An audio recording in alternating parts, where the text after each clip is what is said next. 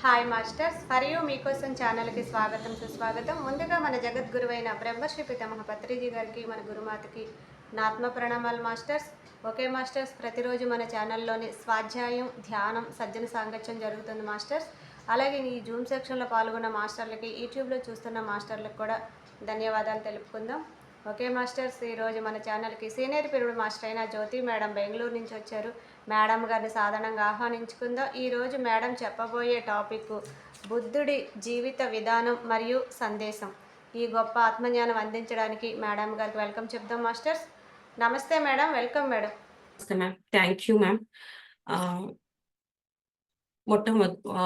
మొదలగా మా గురువు అయిన బ్రహ్మశ్రీ పితామహ పత్రిజీకు, తర్వాత స్వర్ణమాల అమ్మకు నా ఆత్మపూర్వక ప్రణామాలు. నాకు ఇంత అద్భుతమైన అవకాశం ఇచ్చిన ఈ ఒక గ్రూప్కి నా ధన్యవాదాలు తెలుపుతూ, ఈ జూమ్లో పాల్గొన్న ప్రతి ఒక్కరికి నా ఆత్మపూర్వక నమస్కారాలు. ఎందుకంటే ఇప్పటిదాకా నేను ఆంధ్ర అమ్మాయినైనా కర్ణాటకలో ఉండడం వల్ల కంప్లీట్గా కన్నడ సెషన్స్ తీసుకురావడం వల్ల సడన్గా కన్నడ వస్తుంది. అక్కడ చెప్పేటప్పుడు స్టార్టింగ్ తెలుగు వచ్చేది. సో ఆఫ్టర్ లాంగ్ టైమ్ మళ్ళా తెలుగులో నాకు అవకాశం ఇచ్చినందుకు సరిత మేడంకు నా ఆత్మపూర్వక నమస్కారాలు. ఎందుకంటే ఎన్ని లాంగ్వేజ్ వచ్చినా, అన్ని లాంగ్వేజెస్ చెప్పినా మన ఆత్మజ్ఞానం పెరుగుతుంది అనడానికి పత్రిజీ సార్ చాలా గొప్ప అవకాశం ఇచ్చారనమాట. సో అవకాశాన్ని మీరు నాకు ఇచ్చినందుకు చాలా సంతోషం. దాంట్లో నా పేరు జ్యోతి. నాది బేసికలీ నాది ఆంధ్ర. కానీ నేను బెంగుళూరులో సెటిల్ అవ్వడం వల్ల ఇక్కడే పిఎస్ఎస్ఎంలో కంప్లీట్‌గా ఇంతకుముందు హెచ్ఆర్ మేనేజర్‌గా వర్క్ చేసేదాన్ని. ఇప్పుడు కంప్లీట్‌గా ఈ ఒక మూమెంట్‌లోనే ఉన్నాను.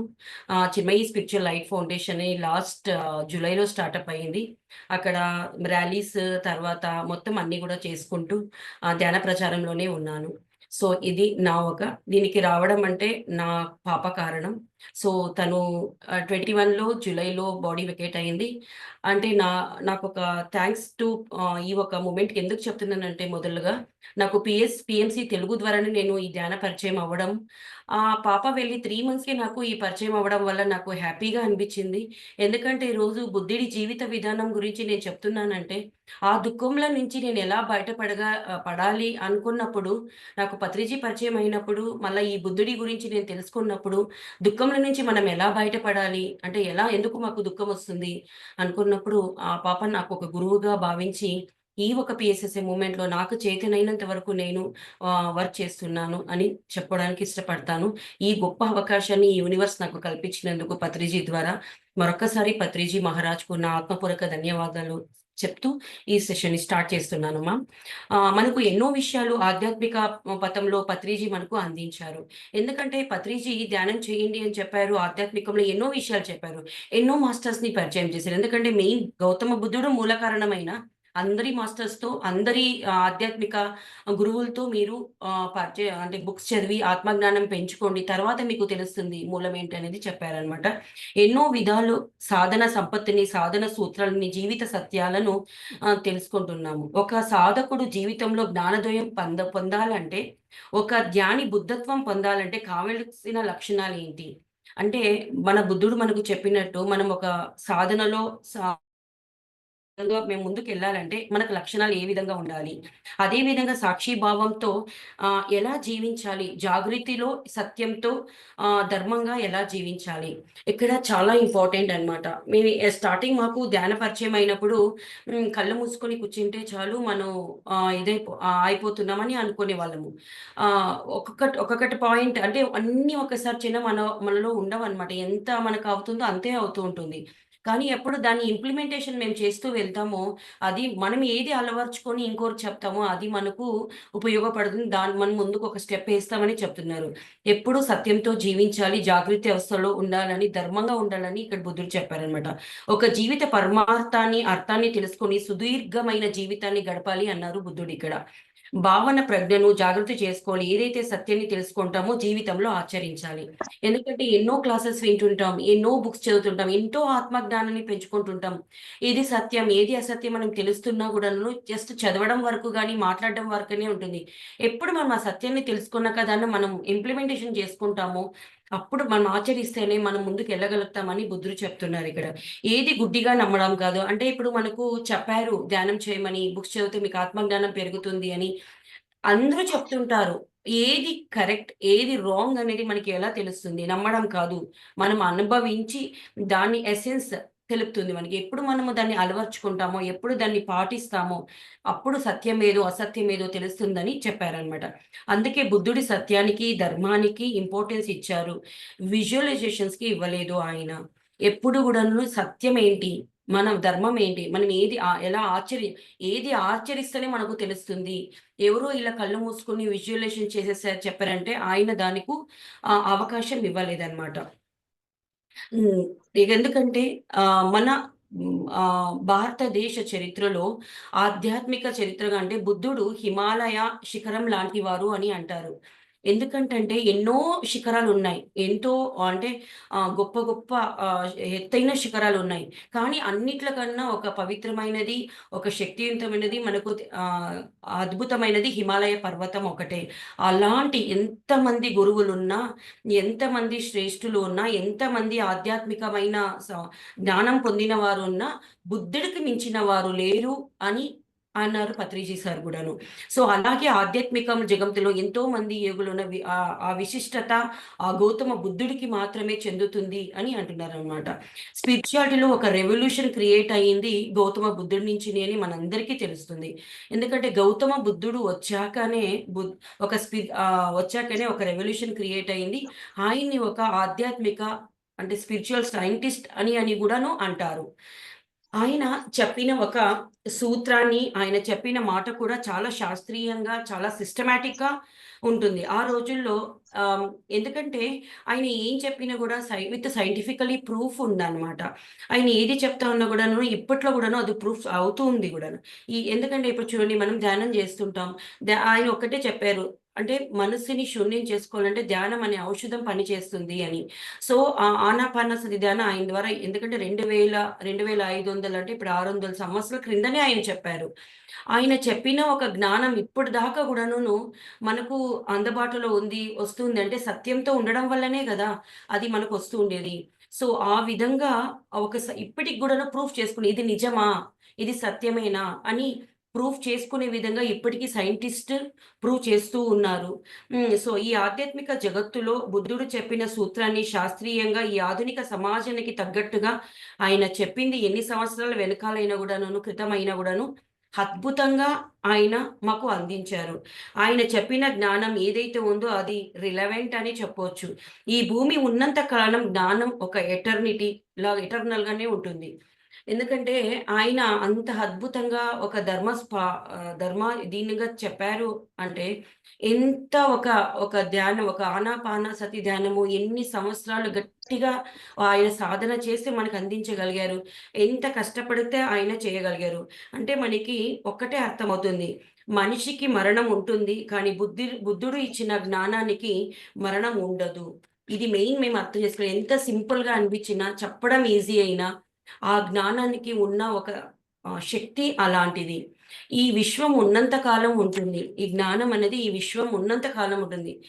కానీ ఈ దీని నుంచి సైకాలజీ, హ్యూమన్ పర్సనాలిటీ అని వాళ్ళు కూడా ఎంతో అద్భుతంగా ఈ రెండిటి గురించి చెప్పారు. ఇప్పట్లో మనకు ఏదైతే సైకియాట్రిస్టిక్ వాళ్ళు మనకి కౌన్సెలింగ్ లాగా మనకి ఇంత అద్భుతంగా చెప్తున్నారు అంటే వాళ్ళు మైండ్‌లో ఉండే లేయర్స్ వాటి పైన ఎంత ప్రభావం చూపుతాంది. అంటే మన జీవిత విధానం ఏ విధంగా మనకుంది. మనం ఏ విధంగా అంటే ప్రతి ఒక్క చిన్న చిన్న విషయానికి ఎలా ఉంటున్నాము. ఒక్కటే చెప్తారు బుద్ధుడు. అంటే నువ్వు దుఃఖంలో ఉన్నప్పుడు నీ మనసు పైన ప్రభావం ఏ విధంగా పడుతుంది. నీవు మనసు పైన ప్రభావం పడితే అది నీ శరీరానికి కావచ్చు, నీ ఆధ్యాత్మిక ఎదుగుదలకు కావచ్చు, ఏ విధంగా అవుతుంది అనేది అద్భుతంగా చెప్పారనమాట. అందుకే ప్రతి ఒక్కరి గూడాను ఎందుకొచ్చింది? ఈ ఒక దుఃఖం ఎందుకొచ్చింది తెలుసుకోండి. మీ గత జన్మ ఏంటి? అంటే దీంట్లో ఇప్పుడు ఏదైతే మనము సోల్ ట్రాన్స్‌ఫర్మేషన్ అని, పాస్ట్ లైఫ్ రిగ్రెషన్ అని ఇవన్నీ బుద్ధుడు ద్వారా మనకొచ్చిన ఒక గిఫ్ట్స్ అన్నమాట. మనం అనుకుంటాము ఆనాపానసతి ధ్యానం ఒక్కటే ఎంతో మందికి. కానీ డెప్త్ సబ్జెక్ట్‌లో తనకెళ్ళినప్పుడు తెలుస్తుంది పాస్ట్ లైఫ్ రిగ్రెషన్ అవ్వచ్చు, ఏదైనా అవ్వచ్చు గత జన్మ మళ్ళా భవిష్యత్తేంటి? మన ఆధ్యాత్మిక పరంపర ఎలా కొనసాగించాలి అనుకున్నప్పుడు, ఆయన ఒక ఏదైతే మన ఆ మార్గాన్ని మనకు సూచించారో అప్పుడు తెలుసు. ఇవన్నీ మనకు ఆధ్యాత్మిక ఎదుగుదలకు ఆయన ఇచ్చిన గిఫ్ట్‌లనమాట. ఎందుకు పాస్ట్ లైఫ్ రిగ్రెషన్ గత జన్మలది ఇది తెలుసుకోవాల్సిన వాళ్ళు తెలుసుకోవచ్చు అంటారంటే, ఇప్పుడు నాకెందుకు ఈ కష్టమొచ్చింది? నేనెందుకు ఈ దుఃఖంలోనే ఉన్నాను? నేనెందుకు బయటపడలేకపోతున్నాను? అంటే మనము సత్యాన్ని పట్టుకోవడం లేదు. అసత్యాన్ని బట్టి వెనకాల పడుతుండడం వల్ల మనకు దుఃఖమొస్తుంది. అంటే శాశ్వతమైనది మనం పట్టుకోవడం లేదు. అశాశ్వతమైనది మనం పట్టుకుంటున్నాం. అందుకే మనకు దుఃఖముంటుంది. ఆ దుఃఖం ద్వారా ఏమైతుందంటే మనసు మనకు ఇదవుతుంది. సో, అప్పుడు మనకు ఏది ఆధ్యాత్మికంలో ముందుకెళ్తుంటామో అది ముందుకు వెళ్ళలేము. ఆ శూన్య స్థితికి చేరుకోలేమని ఆయన అంటారనమాట. ఎందుకంటే ఈ సైకియాట్రిస్ట్ ఈ ఏంటి హ్యూమన్ సైకాలజీ తర్వాత ఈ హ్యూమన్ పర్సనాలిటీ గురించి అత్యద్భుతంగా వర్ణించారంట. మైండ్‌లో 4 లేయర్స్ ఉంటుంది. ఆ లేయర్స్ అంటే మనిషి యొక్క జీవిత విధానం, తర్వాత కర్మలను బట్టి చేంజ్ అవుతుంటాయి. అవును గదా! మనకు తెలిసినది. ఎప్పుడు మనము మెడిటేషన్‌లోకి ఎంటర్ అయ్యామో, మనం ఏ విధంగా జీవిస్తున్నాము, మన కర్మలను అంటే ఇప్పుడు ఎంతోమంది చెప్తుంటాం, నేను ధ్యానం చేస్తూనే ఉంటాను. నాకెందుకు ఈ నొప్పులు వెళ్ళలేదు, నాకెందుకు ఈ రోగాలు తగ్గలేదు, ఎందుకు నాకు ఎక్కువైతున్నాయి అంటారు. అంటే వాళ్ళ కర్మలను బట్టేనే కదా అవి తగ్గేది మనకు. అంటే గత జన్మ కర్మలు ఏం తీసుకొనొచ్చింటామో, మనం ఇక్కడ ఎంత సాధన చేస్తామో అక్కడ దగ్ధమవుతుంటాయి. అంటే కర్మల నుంచి మనం ఎప్పుడు తప్పించుకోలేము. కానీ అవి కొద్దిగా చిన్నగా అవ్వచ్చు. అంటే పెద్ద ప్రాబ్లమ్ అయ్యేది ఒక చిన్నగా అవ్వచ్చని మనము ఈ ఆధ్యాత్మిక దీంట్లో మనం తెలుసుకున్నామనమాట. చాలామంది గంటలు గంటలు తరబడి చేస్తుంటారు. హరి ఎందుకు ఎవరైనా ధ్యానం చెప్పకపోతే నీకే తగ్గలేదు, నాకేం చెప్తావు అంటారు. మరి నువ్వే ఇలాగున్నావు, నాకెందుకు చెప్తావు అంటారు. అంటే ఇది ఎంత అద్భుతం డెప్త్ ఉంటుందంటే కర్మ ఒక ఫలం అనేది మన వే ఆఫ్ లివింగ్ గూడా దీనికి ఎంత ఒక అనుగుణంగా ఉంటుందంటే, ఎంత మన జీవిత విధానం మనము అన్ని తీసుకుంటామో, అదే విధంగా కర్మలు గూడా మనల్ని బట్టి ఉంటాయి.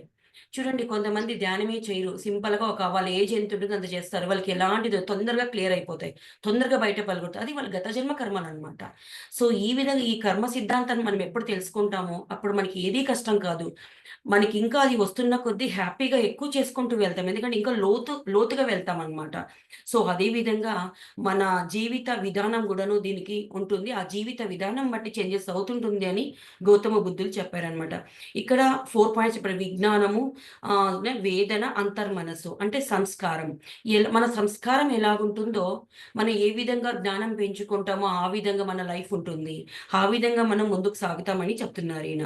ప్రతి క్షణం మనసు అనేది చాలా ఎలా ప్రభావితం చేస్తుంది అని చక్కగా అనాలిసిస్ ఇచ్చారు. ఎందుకంటే ఇప్పుడు మనము కొద్దిగా ఏమైనా చేసి మనకు కొద్దిగా బాగా పట్టు కుదిరిందనుకోండి, అప్పుడు మనం ఎక్కడ కూడాను నేను అన్న మాయలో చిక్కుకోకూడదు. నేను అనేది అక్కడ రాకూడదు. అది ఇంకా ముందుకు ముందుకు వెళ్తుండాలి. ఇది ఒక ఎలాగంటే ఆయన చెప్పే విధానం ఎంత కఠినంగా ఉంటుందంటే, ఆ కఠినత్వం ఆయన గురించి ఎక్కువ తెలుసుకుంటేనే అర్థమవుతుందనమాట. సో, ఎప్పుడు మనం కొద్దిగా నేను అన్న ఈగోలోకి మనం మాయలో చిక్కుంటామో మళ్ళీ అగైన్ రీబ్యాక్ అయిపోతాం. తర్వాత మళ్ళా మొదలు నుంచి సాధన మొదలు పెట్టాల్సొస్తుంది. సో, ఆయన అదే అంటారు. చక్కగా అనాలిసిస్ ఇచ్చారు. ఎక్కడా మనము ఏది కాకూడదు. నాది అని అనుకుంటే కష్టం. నాది కాదు అని అనుకుంటే ఏది ఉండదు అని ఆయన చెప్తుంటారనమాట. ఎందుకంటే పాస్ట్ లైఫ్ రిగ్రెషన్ జాతి స్మరణ్ అని నేను చెప్పాను. ఆ రిగ్రెషన్ గూడాను బుద్ధుడు మనకిచ్చిన ఒక గిఫ్ట్ అన్నమాట. ఒక విజ్ఞానం గురించి. మళ్ళీ తర్వాత ఎన్నో భార్గవ టెక్నిక్ అని గూడాను ఆయన ఇచ్చారనమాట. అంటే భార్గవ టెక్నిక్ అంటే ఒక డెత్ ఎక్స్‌పీరియన్స్ అన్నమాట.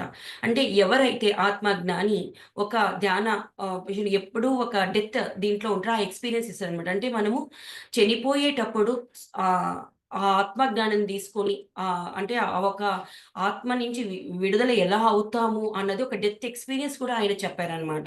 దాన్ని భార్గవ టెక్నిక్ అని కూడా ఆయన అన్నారు. ఎలా లీవ్ చేస్తాం బాడీని. ఎంత ఒక చైతన్యంతో మనలో మనం ఉండి, మన నుంచి అది ఎలా వేరుపడుతుంది. అంటే హ్యాపీగా అంటే ఎప్పుడు మనము శరీరం శాశ్వతం కాదు, ఆత్మ శాశ్వతం అని అనుకుంటామో, మన ఆధ్యాత్మికంలో మన జ్ఞానులు, మన మెడిటేటర్స్ ఎవరుంటారో అద్భుతంగా గూడా మరణించొచ్చు. మరణించక ముందే మరణించాలన్న బుక్ మనం అందరూ చదివింటాం. దాంట్లో ఇంకా చాలా డెప్త్‌గా పాయింట్లు దొరుకుతాయి. ఆ ఒక టెక్నిక్ గూడాను ఈ గౌతమ బుద్ధుడి ద్వారానే మనకు వచ్చిండేది. సో, అక్కడి నుంచి చాలా బుక్స్ రావడం, చాలామంది మన ఎంతోమంది గురువులు దాన్ని రాయడము, మన ముందుకు తీసుకురావడం గూడా జరిగింది. ఈ ఈ పాయింట్స్ కూడాను ఇక్కడి నుంచి బుద్ధుడి సందేశాల నుంచినే వచ్చింది ఇది.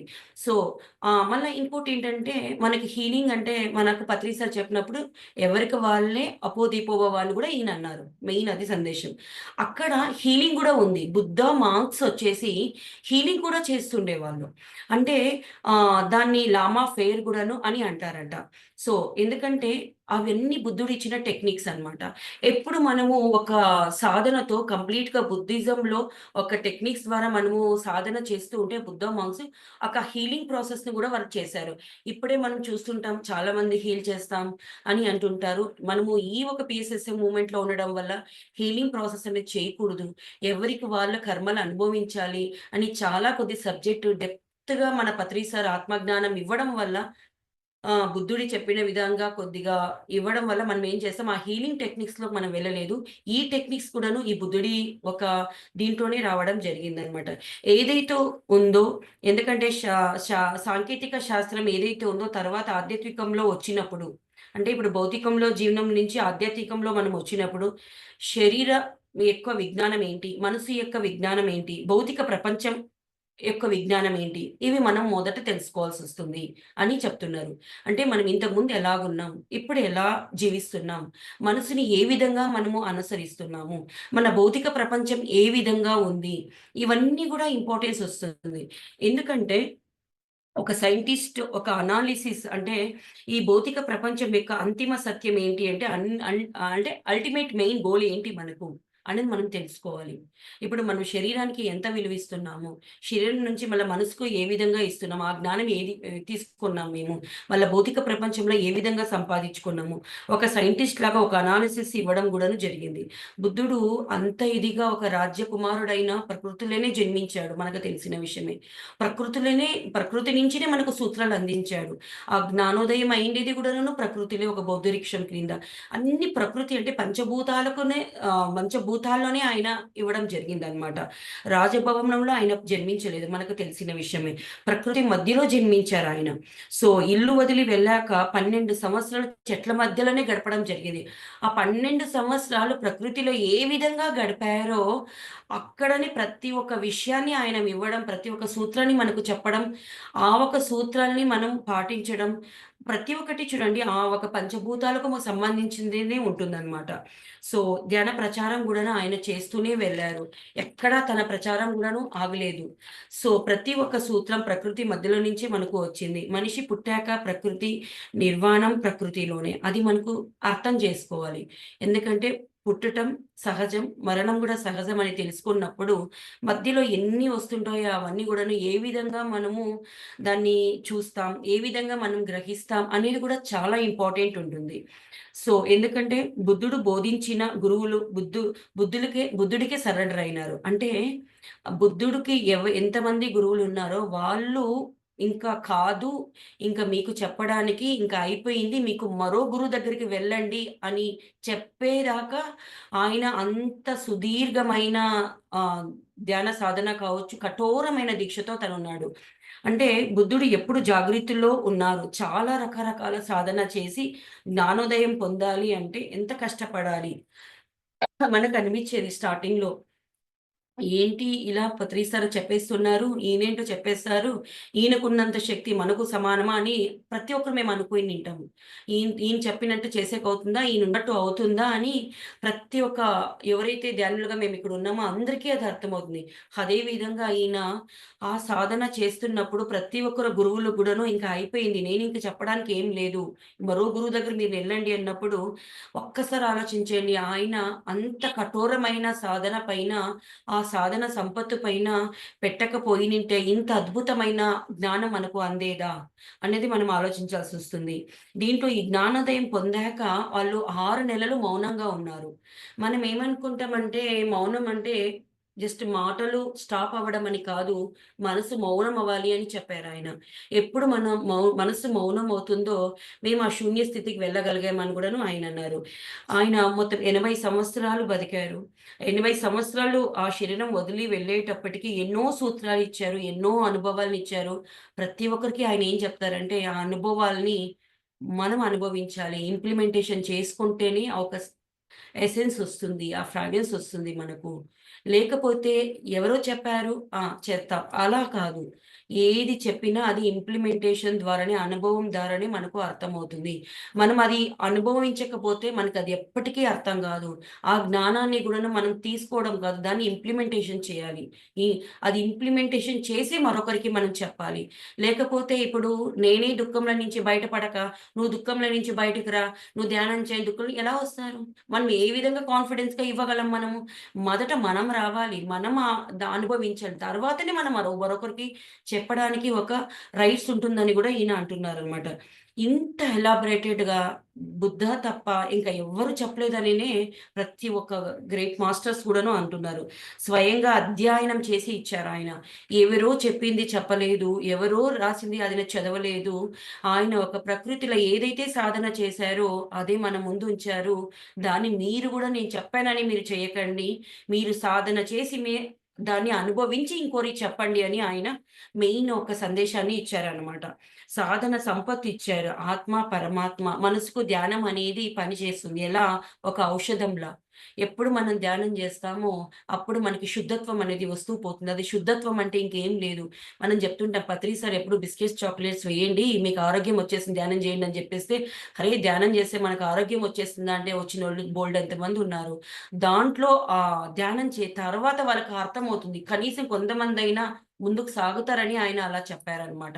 అది ఒక ధ్యానం అనేది ఒక ఔషధం మాత్రంగానే పనిచేస్తుంది అని గౌతమ బుద్ధుడు చెప్పారనమాట. ఒక ఎలా శుద్ధి జరుగుతుందో ఆటోమేటిక్‌గా ఆనందమయం మనకు అనిపిస్తుంది. అవును గదా!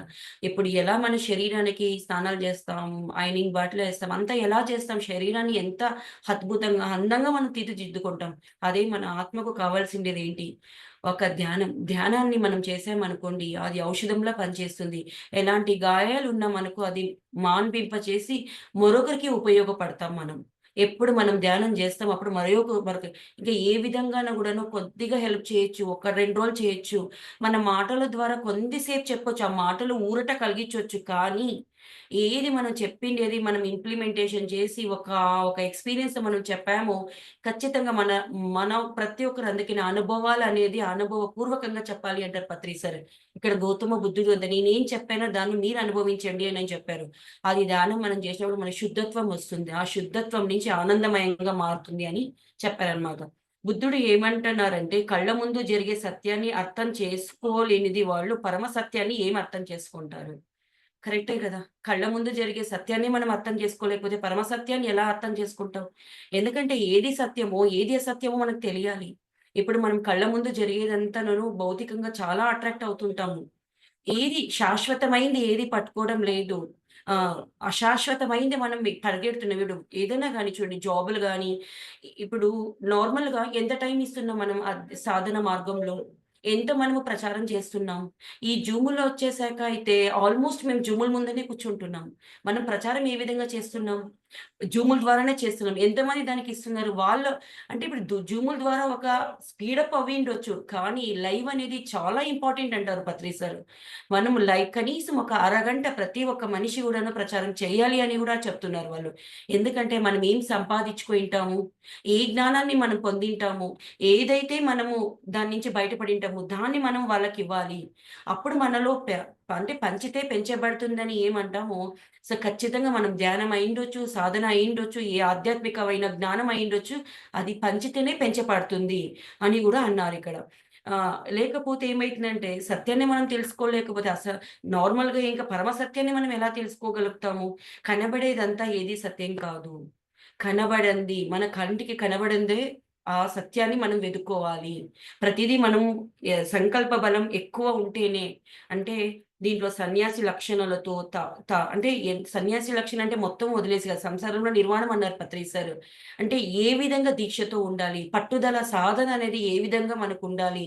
అనేది మనం తెలుసుకోవాలనమాట. అప్పుడే ప్రకృతి అధ్యయనం చేయాలి. ప్రకృతిలో ఎక్కువ గడపాలి.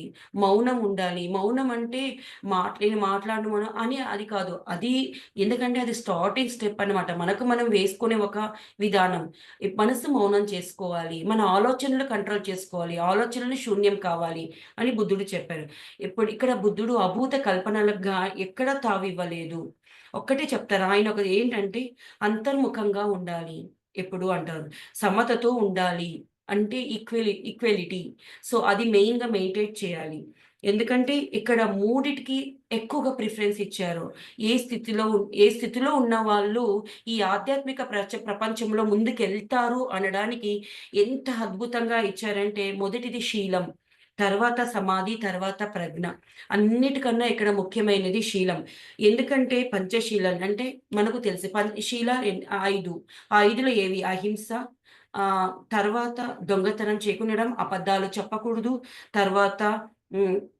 ఆహ్, దీని నుంచి కొద్ది దూరంగా ఉండడం. తర్వాత మత్తు పదార్థాల్ని సేవించకపోవడం. సో, ఇవన్నీ గూడాను ఇవి పాటిస్తే మనము శీలం. ఎందుకంటే ఇవి మెయిన్ ఇంపార్టెంట్. మన ఆధ్యాత్మిక ఎదుగుదలకు ఈ 5 ఒక సోపానాలని చెప్పారాయన. ఎందుకంటే అహింసో పరమో ధర్మః అని మనందరికీ తెలిసిన దాన్ని మనం పాటించాలి. తర్వాత దొంగతనాలు దాన్ని చేయకూడదు. తర్వాత అబద్ధాలు చెప్పకూడదు. ఎందుకంటే ఒక్కటి అబద్ధం ఆడామంటే అది ఎన్నో అబద్ధాలకు దారితీస్తుంది. అప్పుడు మనకు మనసు నిలకడగా ఉండదు. ఆ భావనలు శూన్యతతో మనం ఆ శూన్యతకు వెళ్ళలేము. తర్వాత మొత్తం మత్తు పదార్థాలు. ఇప్పుడు ఎవరైతే డ్రింక్స్ చేస్తుంటారో, ఎవరైతే సిగరెట్స్ ఈ విధంగా మత్తు పదార్థాలు ఎన్నో విధాలుగా మత్తు పదార్థాలు. అది 1, 2 కాదు. మన భౌతిక ప్రపంచంలో బోలెడన్నున్నాయి. వాటన్నిటికి దూరంగా ఉంటే మనము సాధన దీంట్లో ముందుంటామనినే ఆయన చెప్తున్నారనమాట. క్యారెక్టర్ అనేది చాలా ఇంపార్టెంట్ ఇక్కడ. ఇవన్నీ ఈ స్థితిలో దాటితే ఒక సమాధి స్థితికెళ్తాం. ఒక ప్రజ్ఞా స్థితికి వెళ్తాం అని ఆయన అంటున్నారు. అంటే అంత ఆనందకరంగా మన జీవితాలు మన చేతుల్లోనే ఉంటుంది. ఎవరి చేతుల్లోనూ ఉండదు. ప్రతి ఒక్క స్టెప్ గూడాను మనం పాటించాలి. ఆయన ఏం చెప్తున్నారో సూత్రాలు అన్నీ కూడా మనం పాటించాలి. జీవిత ఆర్య సూత్రాల గురించి గూడా చాలా చెప్పారాయన. అంటే మనందరికీ తెలుసు దుఃఖం అంటే ఏంటి? దుఃఖం ఎందుకొస్తుంది? దుఃఖంలోనే ఎందుకు ఉండిపోతున్నారు ఈ మానవులు? దాని గురించి చాలా అద్భుతంగా వివరించారాయన. ఎందుకంటే మనకు గత జన్మలో ఏం జేసుంటాం మన ఎవ్వరికీ తెలీదు. అవును కదా! సో, ఇప్పుడేం చేస్తామంటే నార్మల్‌గా ఈ జన్మలో మనం ఏమి తప్పు చేయలేదు కదా! మనకెందుకు ఈ దుఃఖమొచ్చిందని ఎన్నో రోజులు అలాగే గడిపేస్తాం. ఎన్నో సంవత్సరాలు గడిచిపోతుంటాం. కానీ మనలోంచి వెళ్తుంది కంప్లీట్ కానీ నేను చెప్పలేము. ఎప్పుడు అవుతుంది అది సాధ్యం అంటే, మనం ఎప్పుడు ధ్యాన సాధన చేస్తాం. ఎప్పుడు పుస్తకాలు ఎక్కువ అధ్యయనం చేస్తాం. పుస్తకాల అధ్యయనం చేయడమే కాదు. దాన్ని అలవడించుకోవాలి. ఇంప్లిమెంటేషన్ చేయాలి. దాన్ని మనం ఇంప్లిమెంటేషన్ చేసి మన అనుభవాలు ఎసెన్స్, ఫ్రాగ్రెన్స్ ఆటోమేటిక్‌గా ఇంకోరికి చెప్పినప్పుడు అది ఎదుటి వాళ్ళకి గూడాను వర్క్ అవుతుంది. మనం చేయకపోతే, మనం పాటించకపోతే, మనం చెప్తే అది వేస్ట్ అది. ఈ ఊరికనే మనం బుక్‌లో చదివి చెప్పడం వల్ల ఏది వాళ్ళకు ఎవరు రారు, ఎవరు అర్థం జేసుకోరు, ఎవ్వరు గూడా దీంట్లో ఇన్వాల్వ్ అవ్వరు గూడాను. ఎప్పుడు మనం ఇంప్లిమెంటేషన్ చేసుకొని, మనం అలవడించుకొని, మన జీవితం మార్పు వచ్చిందని ఎదుటి మనిషి గ్రహిస్తేనే అతనొస్తాడు. లేకపోతే అస్సలు రాడు. అది చెప్పడానికి గూడాను అది ఒక ఎనర్జీస్ కనెక్ట్ అవ్వమనమాట మనం. ఎప్పుడు మనసు మౌనం అవుతుందో, అప్పుడు ఇన్నర్ జర్నీ స్టార్ట్ అవుతుంది మనకు. అప్పుడు ఇన్నర్‌లో మనం ఎప్పుడు స్టార్ట్ అవుతామో, అప్పుడు దుఃఖం ఎందుకొస్తుంది అని అర్థమవుతుంది. గత జన్మ ఏంటి? మనం ఎందుకు ఇలా ఉన్నాం? మనం ఏం చేసాం? అనేది ప్రతి ఒక్కటి కనెక్ట్ అవుతూ పోతుంది. అక్కడ కొద్ది క్లియర్ అయిపోయి ఫైనల్లీ మనదేంటంటే, ఈ ఒక స్పిరిచ్యువల్ మూవ్‌మెంట్. మన పత్రి సార్ అద్భుతంగా అందించారు. ఎందుకంటే, బుద్ధుడి సూత్రాల్ని ఎంత అద్భుతంగా ఇచ్చారో ఆయన. ఈ ఒక స్పిరిచ్యువల్ పీఎస్ఎస్ఏ మూవ్‌మెంట్‌లో ప్రతి ఒక్కరు గూడాను దాన్ని అలవడించుకుంటున్నారు. 99% ఎవరు మెడిటేటర్స్ ఉన్నారో, ప్రతి ఒక్కరు ఫాలో అవ్వడానికే ప్రయత్నిస్తున్నారు. ఎంత కష్టమైనా గూడా ఆ సాధనలో ఉన్నారు. ఎవరైతే కష్టపడి ఆ సాధనలో ఉన్నారో అద్భుతంగా జరుగుతాంది ఈ పీఎస్ మూవ్‌మెంట్. ఎందుకంటే, పత్రి సార్ ఉన్నప్పుడు ఒక విధంగా ఉంటే, ఇప్పుడు ఇంకా అద్భుతంగా జరుగుతాంది. ఎక్కడ జూషినా ర్యాలీలు, ఎక్కడ జూషినా క్లాసులు, ఎక్కడ ధ్యాన జగత్, పిరమిడ్ జగత్, శాకాహార జగత్ అనేది ఎంత అద్భుతంగా జరుగుతుందంటే, ఇంక చెప్పలేననమాట. ఎందుకంటే, మనము ఏం నేర్చుకుంటామో అది ఇవ్వాలి. లేకపోతే అస్సలు ఏమంటామంటే ఇప్పుడు మనం భోంచేస్తాం. అది డైజెషన్ అవ్వకపోతే ఏం చేస్తాం? అజీర్ణం అవుతుంది. అన్‌డైజెషన్ అవుతుంది. ఈ జ్ఞానం అనేది గూడా అంతే. మనం ఎంత తీసుకుంటామో అంత వాళ్ళకి అందిస్తూ వెళ్ళాలి. అక్కడ అందించినప్పుడు మాత్రమే మనకు రిలీఫ్. ఇప్పుడు ఎలాగ డైజెషన్ అయిపోయి ఎంత రిలాక్స్ అయిపోతాం. అలాగనే మనం ఏం నేర్చుకుంటామో అది అందివ్వాలి. ప్రతి ఒక్క మాస్టర్స్ ప్రతి ఒక్క ఆధ్యాత్మిక మార్గంలో ఉన్నప్పుడు ప్రచారంలో ఉండాలి. ఎందుకంటే మనం అనుకుంటే అవుతుంది. నాకవ్వదు. నేను ఈ కంఫర్ట్ జోన్ నుంచి బయటికి రాలేను. ఇంటి నుంచి బయటికి రాలేను అనుకుంటే ఎవరు ఎప్పటికీ రాలేదు. మళ్ళా పునరపి జననం పునరపి మరణం అంటూ తప్పదు అంటారు. సో, ఈ ఒక దీంట్లో మెయిన్ ఏంటంటే ప్రతి ఒక్క మాస్టర్ గూడాను ధ్యాన ప్రచారం చేయాల్సిందే. ఆత్మ జ్ఞానం పెంచుకున్నది పంచివ్వాల్సిందే.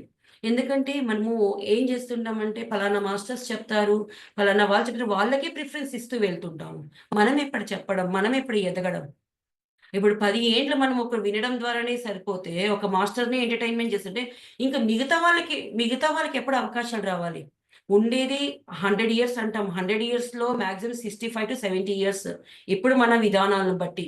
ఆ 75 ఇయర్స్‌లో 40 ఇయర్స్ ఆల్రెడీ ఎంతోమంది లేట్‌గా వచ్చిన వాళ్ళం ఉన్నాం. అవునా? కాదా? ఇంక తర్వాత మనం ఇవ్వడం ఎప్పుడు? మెయిన్ ఇక్కడ బుద్ధుని సందేశం. మనం అలవడించుకొని మనం ఇంకోరికి చెప్పాలి.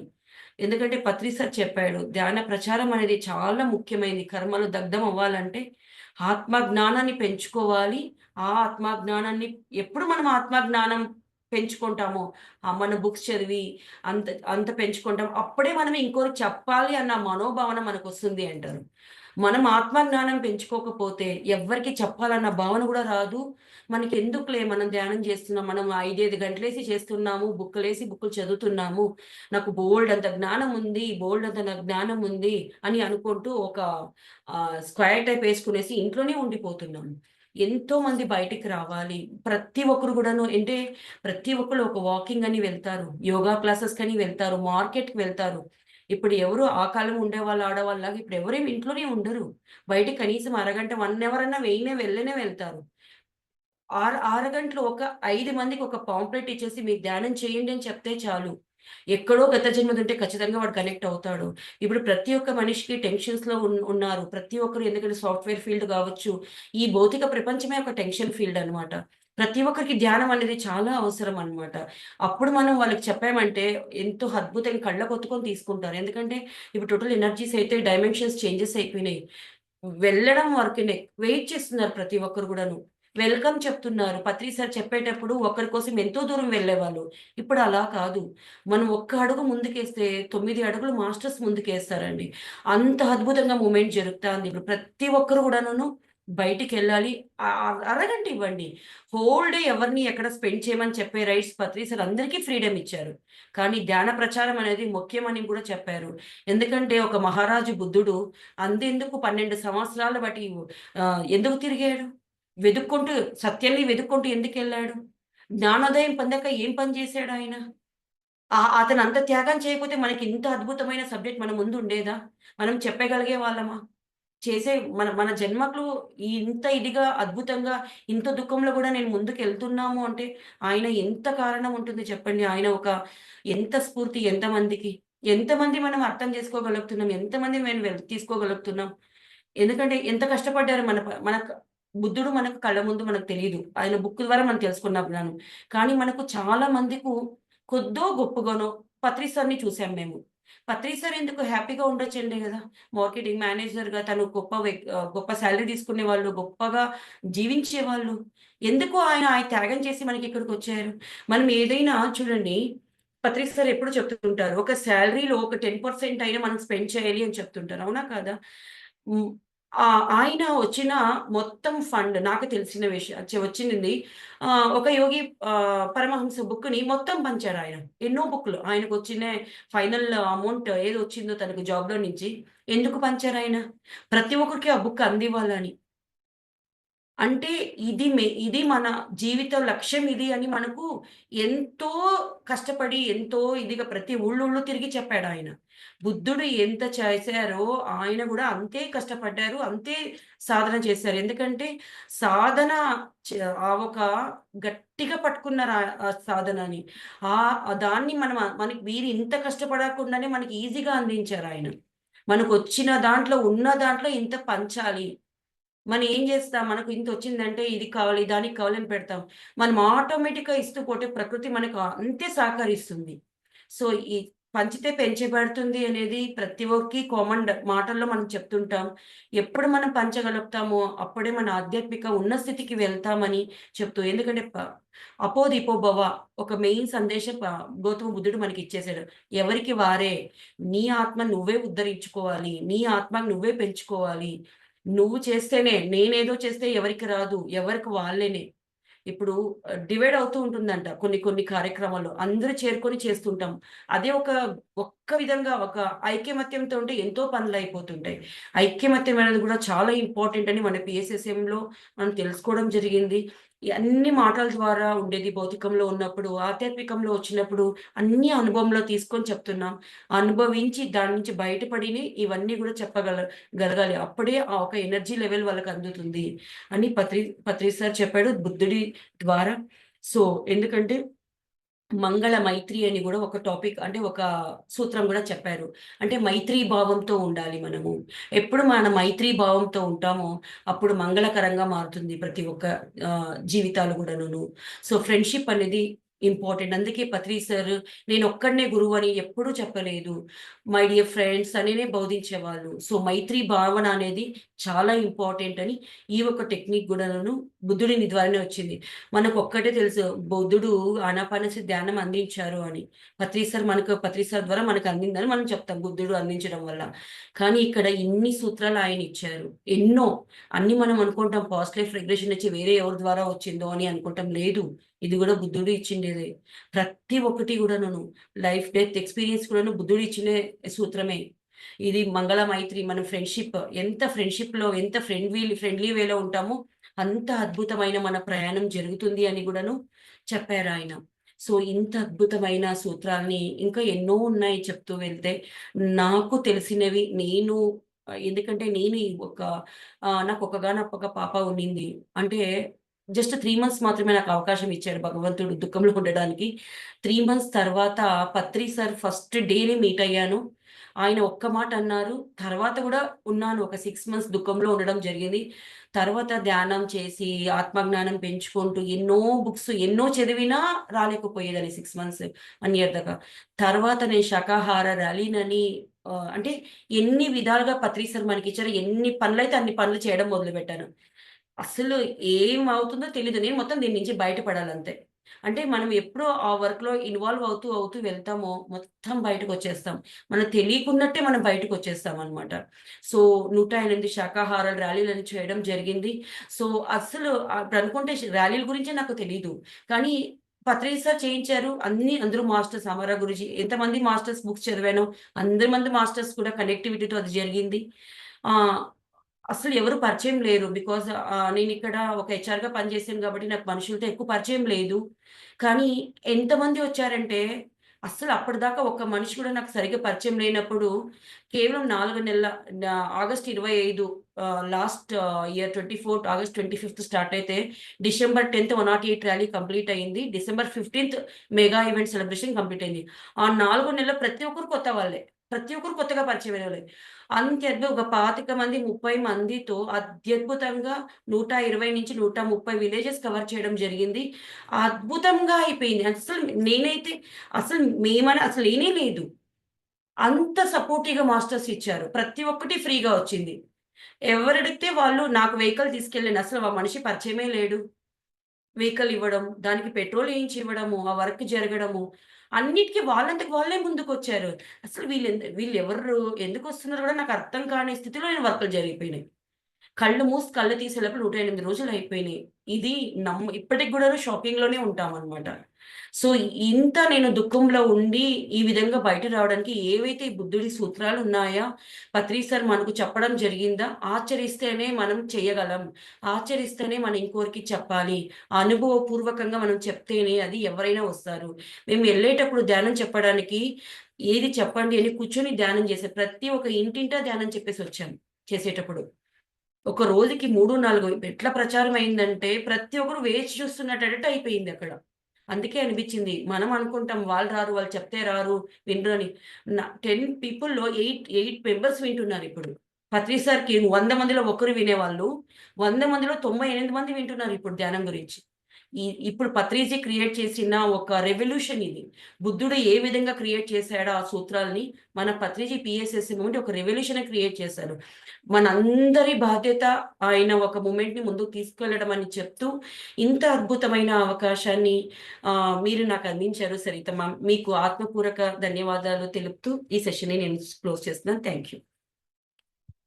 Thank you madam. Thank you so much madam. For you మీకోసం మన ఛానల్‌కొచ్చి ఎంతో గొప్ప ఆత్మజ్ఞానం అందించిన మాస్టర్లందరికీ, జానకి గారికి, సరస్వతి గారికి, జ్యోతి మేడం గారికి ధన్యవాదాలు తెలుపుకుందాం masters. Thank you madam. Thank you so much madam.